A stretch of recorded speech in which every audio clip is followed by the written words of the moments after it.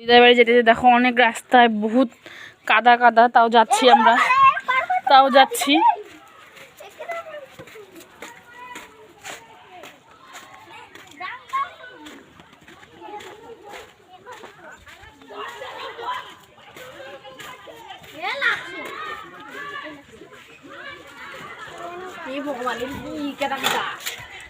Guys বহুত রাস্তাটা খারাপ, তাই দেখো ওখানে সেই মারপিট লাগছে, বউটা খুব খারাপ, তার জন্য আর কি শাশুড়িকে এমনভাবে মারছে যে পাড়ার লোক খাই পেয়ে গেছে একদম।